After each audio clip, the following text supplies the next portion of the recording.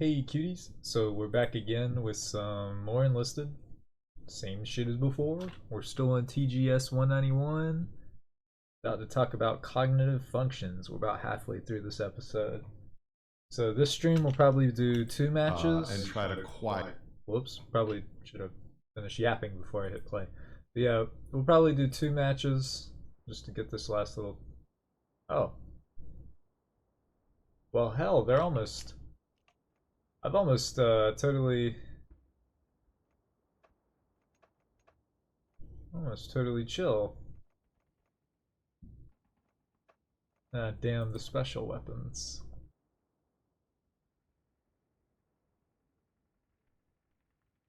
Oh, I'm so broke. That would take me 6 seasons just to get enough gold to do that. God. They hate me, bro. I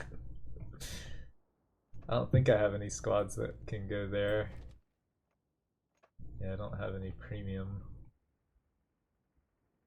Which is a shame, because I wanted to get a premium one. I wanted to get the ladies. Where they are. Yeah, these ones. But I can't justify $30 on 4 soldiers. That's fucking crazy. Don't even have an engineer, bruh.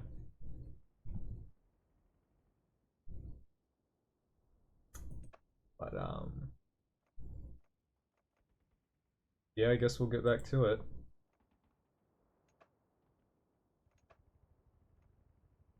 It's a shame too there's no chests to buy.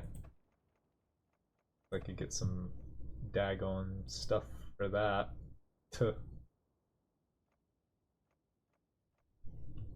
Here, actually. Maybe we should not do join any army and try to do Japan. Because no one else even has special weapons. It's just Japan. And 20 kills is a lot anyway. Blech. That sucks. Alright, so yeah, these are also kind of diametrically opposed, because if I'm farming with those, I probably won't get that. That sucks. Actually, yeah, let's take the XP boost off. This will be flamethrower farming, the match. Maybe that'll be cool.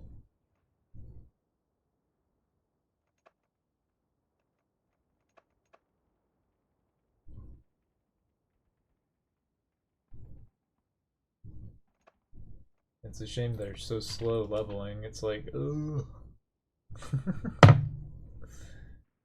Unbelievable.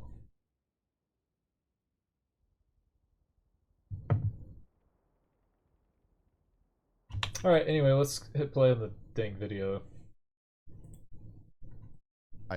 Versus which ones we could creatively use to our advantage to build an intrinsically motivated identity. I think attention is key in a lot of these things. The work that I've done, the values that I have, the ideas and reflections that I've gone through where I'm like, you know what, I need to not have this rigid personality, this rigid kind of self and identity model. I need to have something that's more flexible and something that's open to hearing these ideas. So can you summarize which cognitive functions you think we need to be aware of and try to quiet versus which ones we could creatively use to our advantage to build an intrinsically motivated identity? I think attention is key in a lot of these things. I've come to that that conclusion on my own just in the past month or two. Yeah. Because it's amazing when you start really, not the controlled attention like I was talking earlier, but the reflexive attention. What are you being pulled towards? And a lot of the times we may think that we have certain values, but what are you actually spending your time paying attention to? What is pulling you? What is kind of distracting you? Because those are the things that your brain considers to be really important. When you really consider what the brain is doing, right? We are taking in billions of bits of information at any given moment. All of your touch sensors, your mouth sensors. I see that you got to say something. Yeah, I'm sorry. And I, this is a really central and very interesting topic to me. Yeah. Both in my own Yeah, life we are and so in the cooked. world. You know, I'm interrupting you all the time, so where's my attention? But I actually think this underpins something central to our lives, and I'm thinking about a meme, or I'm sure I could find an image somewhere online of someone hiking in a beautiful forest, and there are birds and old growth and smells, and it's full of life, yet they're on their phone what? playing Through the Candy fucking Crush or smoke? something like that. What's going on in the brain of someone like that, and can you help us understand that? I mean, that's kind of what I was building, right? Like the fact that the brain is taking in so much information. Most like consciousness researchers are kind of in agreement that we're only aware of like 2% of what our brain is processing in a given moment. Well, right? that was so a when you really great think, like, what is first getting try to conscious awareness? Like, what is it that I'm like actually paying attention to? I'm actually engaged with. That says a lot about what your brain actually thinks is important. Right? And in that moment, like, you have not built a model in your head about your connectiveness with the wider environment, with life, with all of these things. Yeah, yes and no, right? Because that person, maybe it's me or someone like me, knows that they care about birds and wildlife. They know that they value that, and yet they still are compelled to do the technology thing in the moment. And I think that comes back to the priority list that we talked about earlier. And this can ebb and flow with resources. I mean, the body and the brain are constantly engaged in economic things, right? What do I have right now? What kind of resources do I have on board? And do I really have the kind of capacity right now to really embed myself in the moment? Or am I just looking for an escape from all of this hard work I've been doing all day, or whatever it is, right? That it's not just that, like, it's always at the top of the priority list, right? When you look at like salience type stuff, salience is highly regulated by your current context and your current state. Here, you know what? I'm gonna leave this If I match. am craving food, it's because I'm hungry. Right? If I walk by a restaurant and I smell some nice smelling food or whatever, I'm gonna be like, ooh, yeah, that smells really good, and I'm gonna start craving food. But if I just had a huge meal, that same smell is not gonna produce the same type of craving inside of me, right? And so wherever I did just want to bitch real quick. I think it's crazy if you leave a match because you have a daily you cannot complete in the match, you get a penalty is fucking stupid. That's asinine, bro. I just want my dailies. I don't want to waste 20 minutes not getting what I'm trying to get. This fucking game. It wouldn't even be a problem if I didn't wait so long for the damn battle pass, but we're here on the 3rd level with 14 days left. Pretty crazy. Honestly, it is kind of insane. I may have miscalculated how much I need to do that.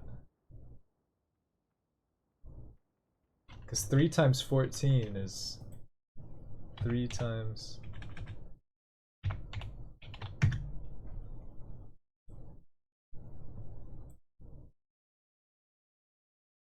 Wait. 14 days left. 3 each day. That would come out... Well, that would come out to be 14. So if I did 6 each day... Okay, I'm just being stupid. I just need to do 6 a day. Oh, I hate being dumb. It's tough.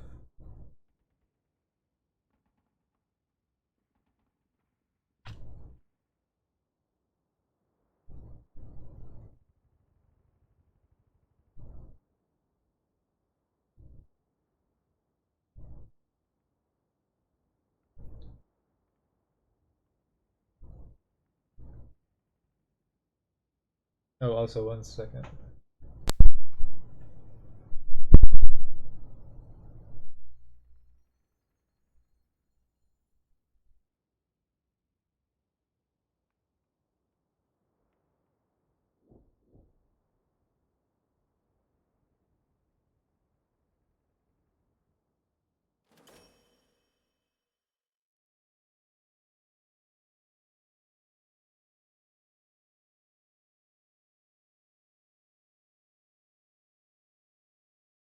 Like, you have to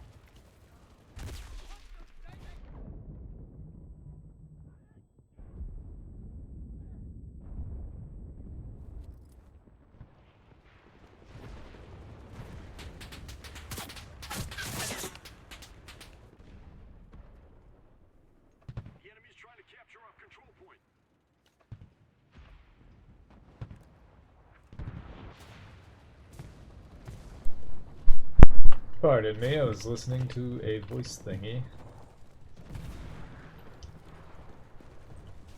Well, this match is going incredibly well. Somehow I'm best on the team, and I've barely done shit. So this should be easy. Oh my gosh! It just came out of nowhere.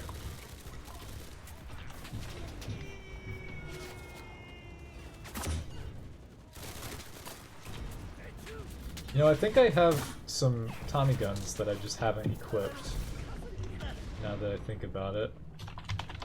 Oh yeah, we should try to blow that up. Ah, damn it. Oh, you fucks! Damn! Well, no points for me.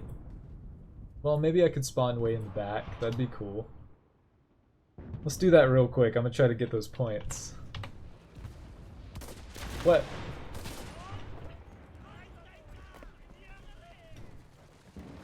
Give points, give points. Where the fuck were the guys? Oh shit.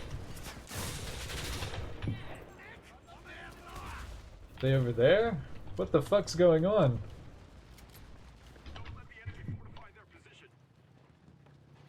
There they are.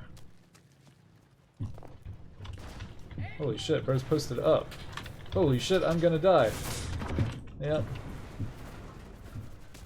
This is super annoying. It's like, I just want to blow up the thing. I don't even care about you guys. I think I missed. Yep, totally did. Here, get fucked, buddy. Oh shit. Oh, didn't do it.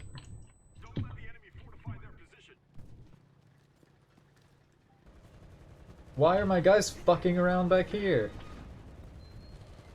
Good fucking grief. No! And then some bullshit! Oh. Oh, and then I downed myself! Oh my god. Just gets worse and worse. Alright, this guy's not looking. We can get him. There we go. Finally doing something good. And let's see about...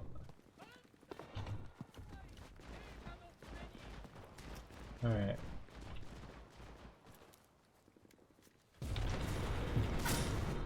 You're shitting me. It's still in one piece. Alright.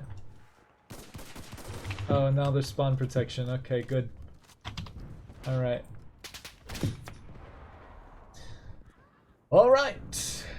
That's something. Oh my gosh, and we've already lost half the point. What is happening? I guess it's good that this match is going quick. This is fucked. Alright, go to the point.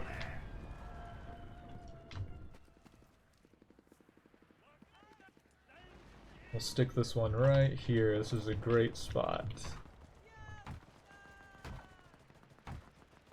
Now let's just hope my guy doesn't get mowed down.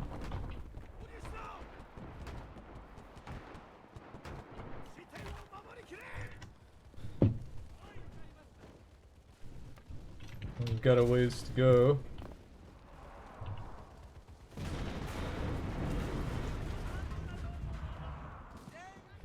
I can't wait till I can get some stamina upgrades for this asshole. It's not an optimal way to be living.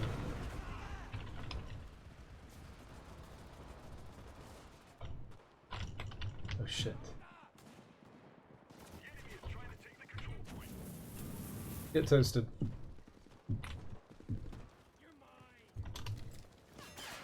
Oh shit.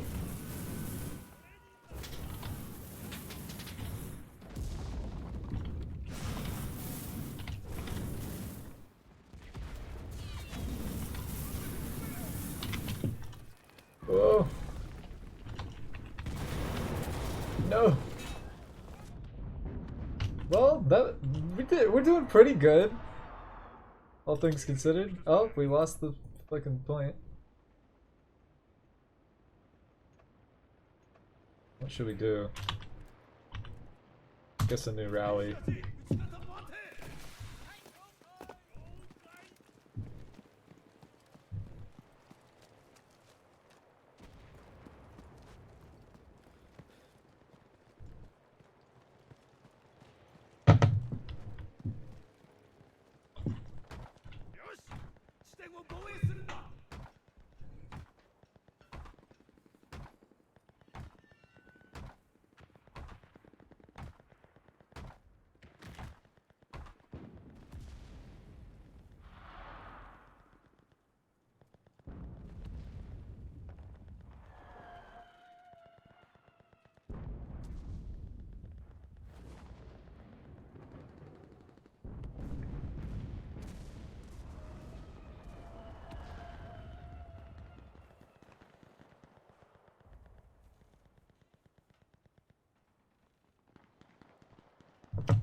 Oh, everyone's dead. Great. They sure do be dropping like flies. Maybe we'll actually get to defend the point a little more this time.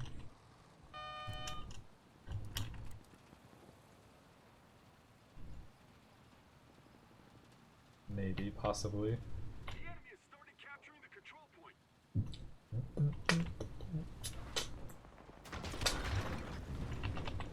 Or maybe not.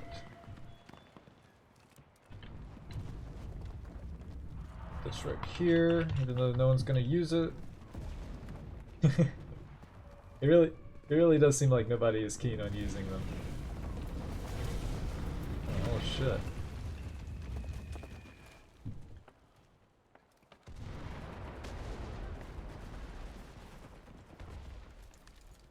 Oh, that's a guy. Oh, he's dead. Alright, died for nothing. That's a friendly.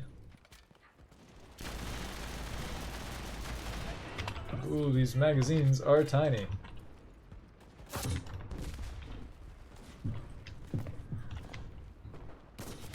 Nah.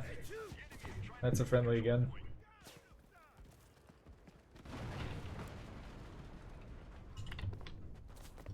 Honestly, I should just ant. He's right there. We'll try to go in with the flamethrower.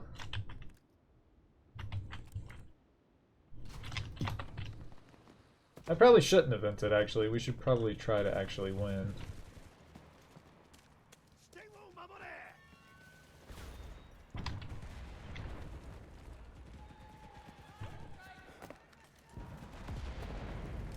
Wonder if I'm just gonna get boned immediately. Hey.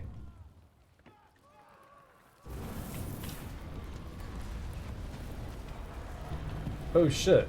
He just didn't care. He was like, yeah, cool flames, bro. Oh. Oh my gosh. Oh my gosh, I am severely unprofessional. Alright. Oh, I didn't get the medkit either. Gosh dang it. Am I playing with any real people? Are these guys real? No one's medkitting. One person's making rallies, that's good. But yeah, we're I don't know. This is pretty bad.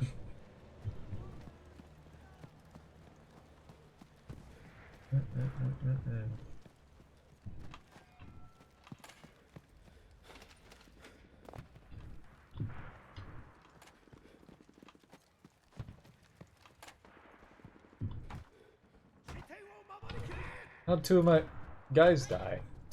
Oh, also, I'm not listening to Nate, bro. What am I doing? Hold on. Constantly go through this engagement of like, right now, where does the priority list kind of set?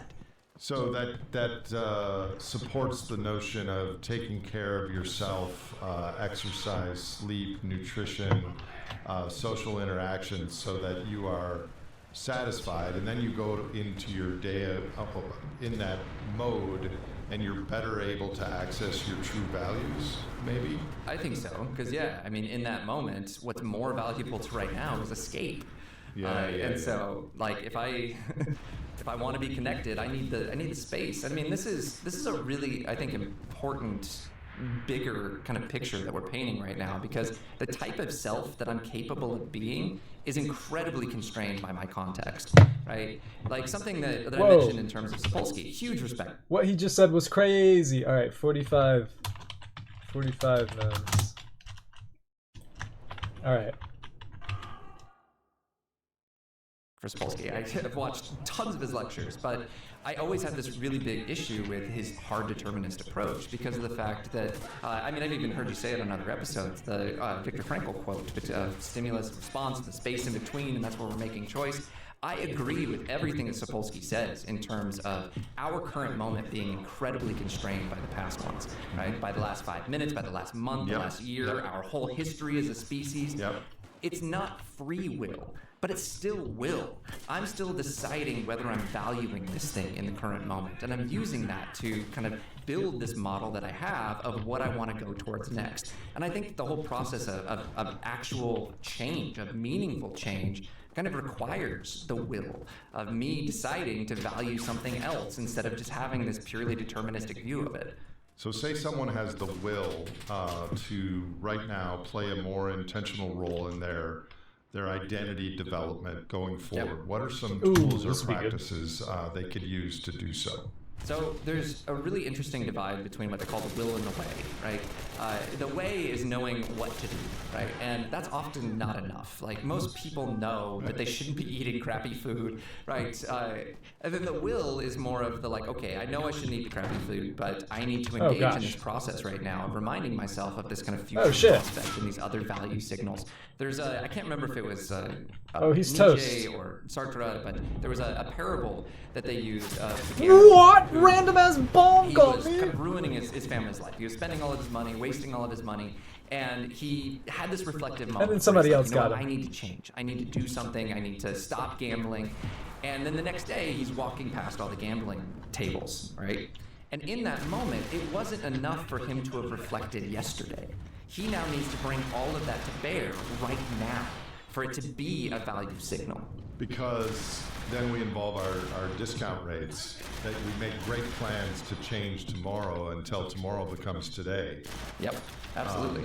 Okay, so he had to reflect in the moment. So, and there's something too. So that came out of I mentioned Elliot Berkman earlier, Oh, and there was a that was really close. interesting thing that fell out that they didn't expect in a lot of their research, because they were kind of looking at this kind of the will in the way and how we could kind of build up the will. And something fell out of the research that was actually interesting that they called planfulness. That what's even more powerful than just having kind of a strong will and an ability to reflect in the moment is to actually have a meaningful plan of how I'm measuring these things.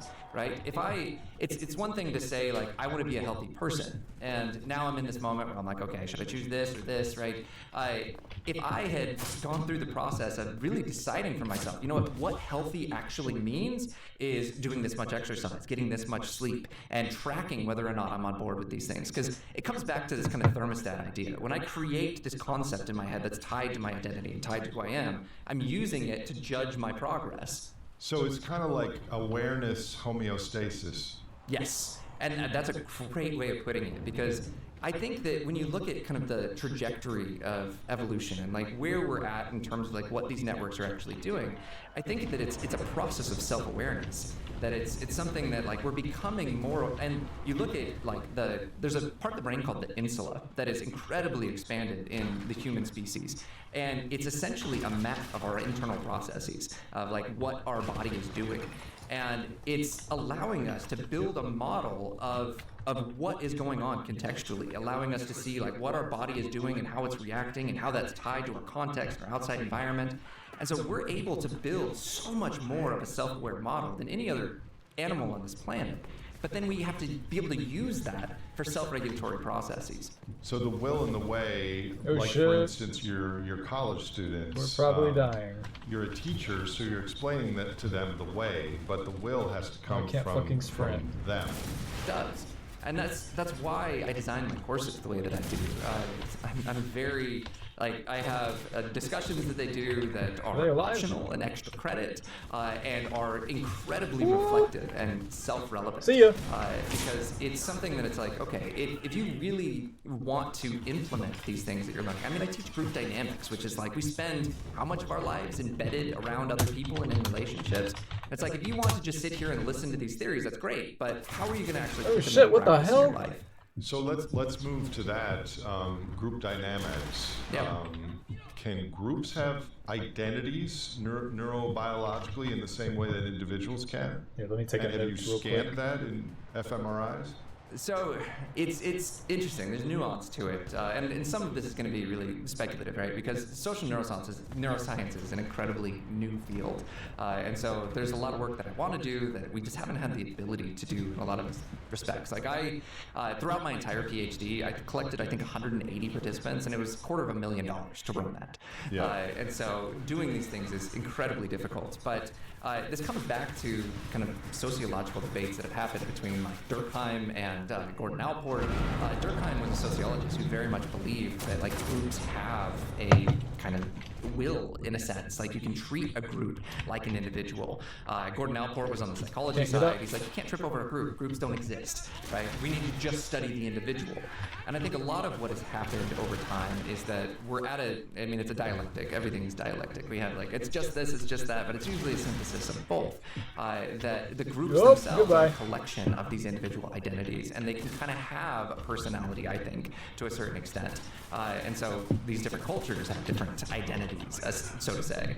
I know that Green Bay Packer fans definitely have a specific identity. So what actually happens cognitively and behaviorally when people come together in groups, say football fans or some high school or any number of group affiliations? What's going on in the brain? So we're just scratching the surface of this, but what we're finding is really cool. It's something called neural synchrony. And again, really hard to study because like I can't at a football game, like I can't have everybody in a giant $1 million scanner while we're doing this thing. There are some newer technologies that are allowing us like called FNIRS. It's a functional near infrared, but it doesn't penetrate as deep as MRI does. But what we're seeing across a lot of these things is that when I'm around people that are meaningful to me, that are a part of my in-group, I have very similar activation patterns to them. So there was this really fascinating study that was done by Carolyn Parkinson in California. She had this whole business school that she mapped out in terms of the social network. So she knew exactly who was friends with who. And then she brought a certain kind of percentage of that group in and scanned their brains. And she showed them random media files. So like comedy clips and news clips, like a whole range of what you might experience from these things. And she could predict how close of a friend you were by how similarly your brain was activating to these different things. And damn, that would have been some easy picks too. Gosh dang it! With you, that my kind of that would have been so easy. Third person is really similar to yours. And I'm about to start a postdoc position in the Netherlands, and we're actually looking at this longitudinally because what we've seen so far is kind of what? They got the 2 seconds. We know that people that are really close have very similar brain activity in these regions that are kind of producing concepts, when they're together, or just generally.